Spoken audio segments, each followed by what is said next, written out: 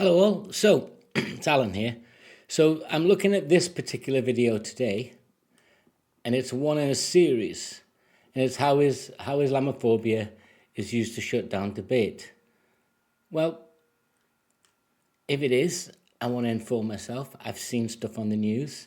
I listen to various different perspectives to inform myself. And remember, one of my key things is I want to be informed. I don't want to get enraged. Whether that's about music, whether it's about which shoes I'm going to buy, which holiday I'm going to pick. If I want to inform myself to make a decision, I'm just human, I get angry.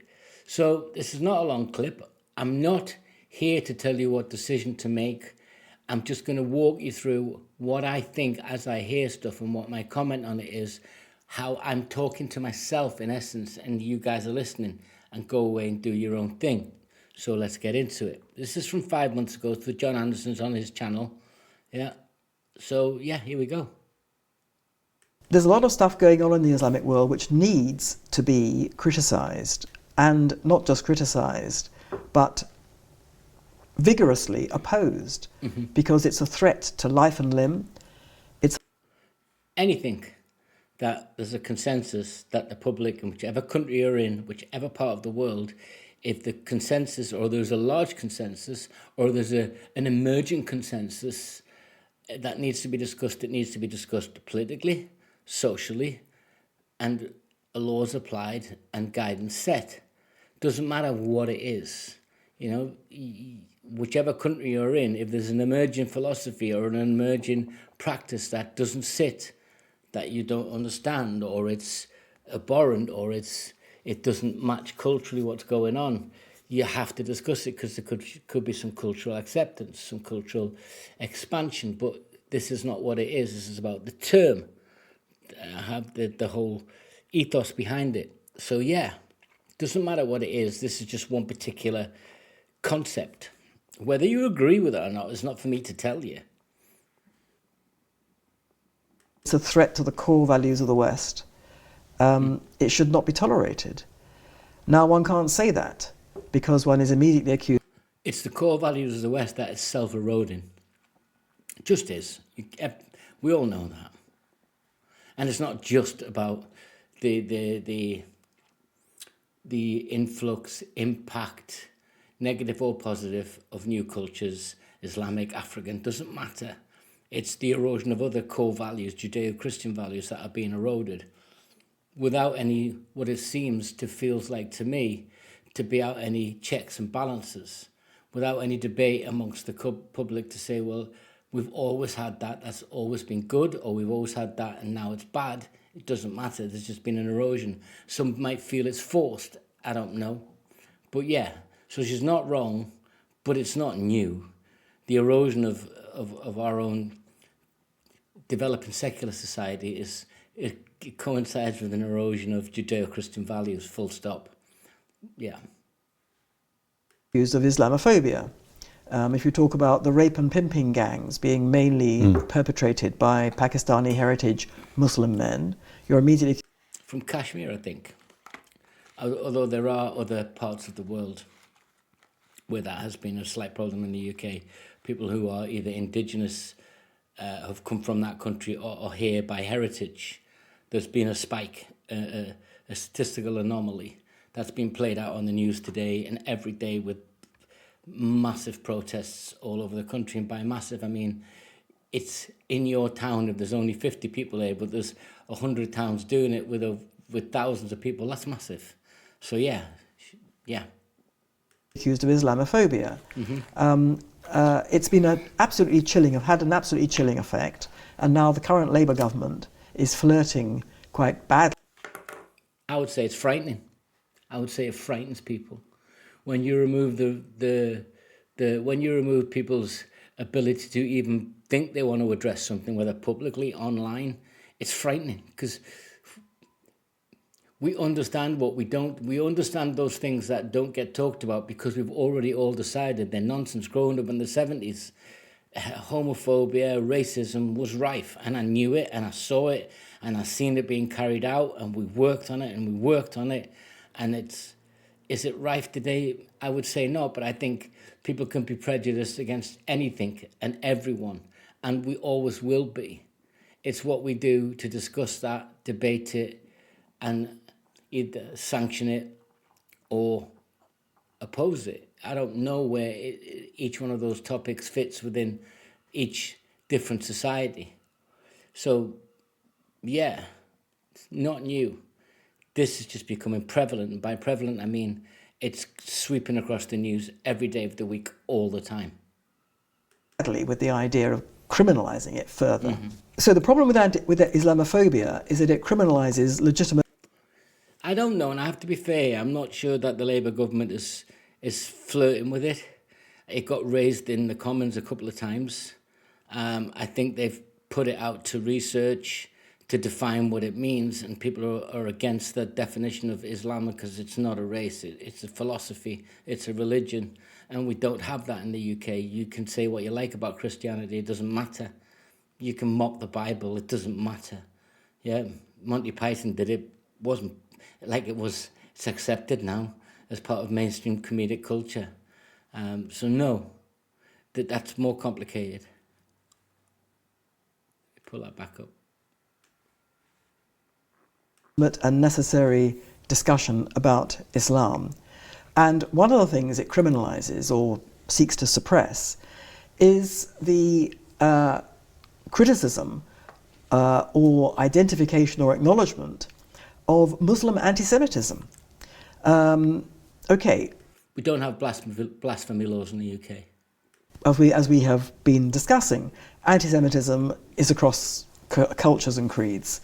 And it's rampant throughout the West among a lot of white-skinned people, a lot of people of different creeds and cultures. But I've already said prejudice against everything is I think rampant is. I don't know if it's rampant means it's new. No, it's always existed since we drew boundaries on maps. Since we had different villages, different skin colours, different gods to pray to, yeah, we've killed by the millions over the years in the name of one thing or another, against one thing or another, rightly or wrongly, doesn't matter.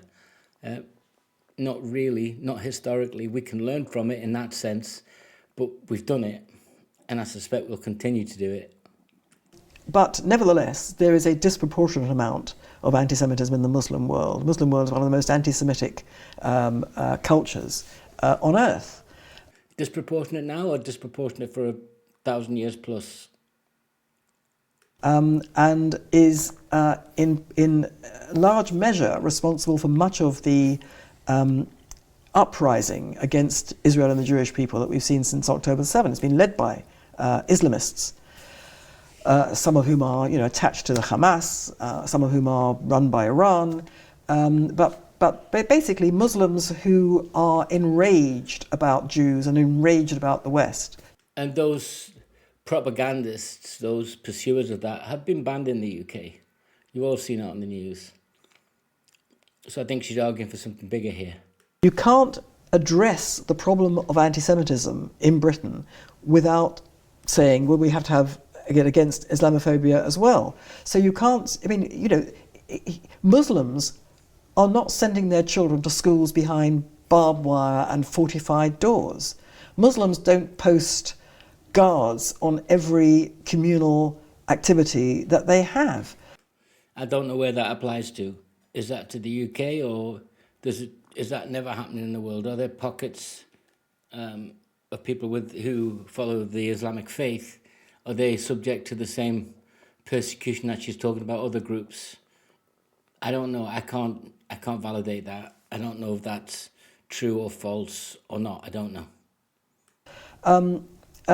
Okay, there are people who are prejudiced against Muslims, of course. There are people who are prejudiced against... And remember, I'm not trying to tell you what's right and what's wrong. I'm trying to, as I'm watching this, I'm trying to sort of formulate something in my mind that I can think about and either say, that I don't want to carry on with that or I need to research it more. That's what it's about. And it looks like I need to research more about some areas of this conversation, like are there any places in the Western world where Islamic cultures are persecuted? I don't know. I really don't know. The Western speaking English world or the European world.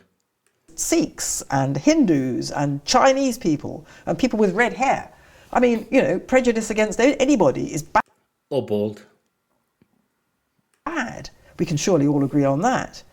But in terms of who is actually suffering from not just prejudice, but attacks, what's going on against Jewish people is off the scale. Now, we read, Islamophobia and anti-Muslim attacks have gone up. Well, I'm sure they have, and that's not good. Obviously, not good. No. But it's nothing compared with the risk and the threat to the Jewish community, which has been severe. And she's not referring to the conflict in Gaza. She's not. She's talking about outside of that and populated areas that are not in a war, whatever footing that is. She's not referring to that. Otherwise, she would say so.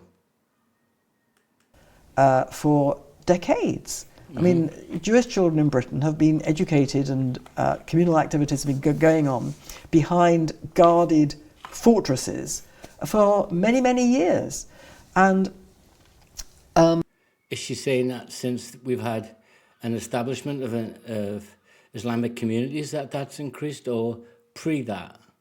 Because I know the UK has not been immune to anti-Semitic behaviour. It really hasn't.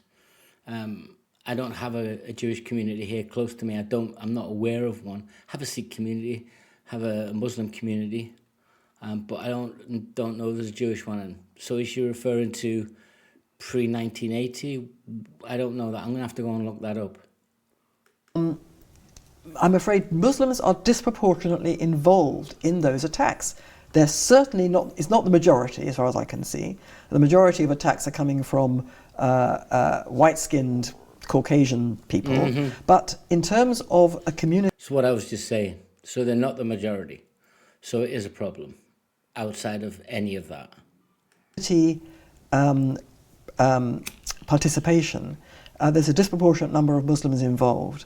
And apart from a few very, very brave Muslim souls in Britain and across the world, and they are so small in number, there has been no kind of Muslim community thing saying, this is an appalling thing in our society, we're doing this wrong, we're doing that wrong, we have to take responsibility for this. In all the decades since we first became aware of Islamic extremism, Islamic terrorism, and certainly since the great uprising against Jews, there's been nothing communal at all.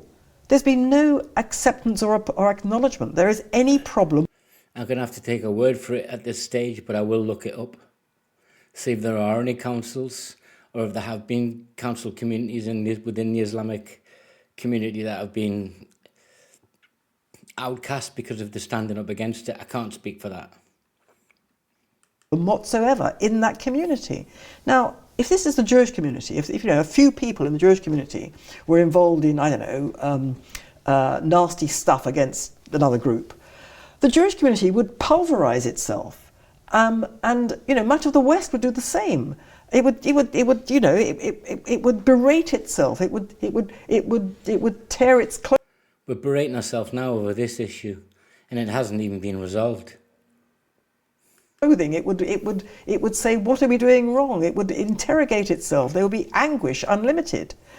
From the Muslim community, there's nothing at all. Interesting segment. I think she raises the big question that in essence, it needs to be debated publicly by all communities. And that resolution by the government without a community voice makes no sense. And is the government fairly representing the way large swathes of English communities feel at the moment, or have felt for many years, or it's an emerging feeling right now, you could argue, looking at social media, looking at the news, or whatever the lack of news is, not the mainstream news, not all of it.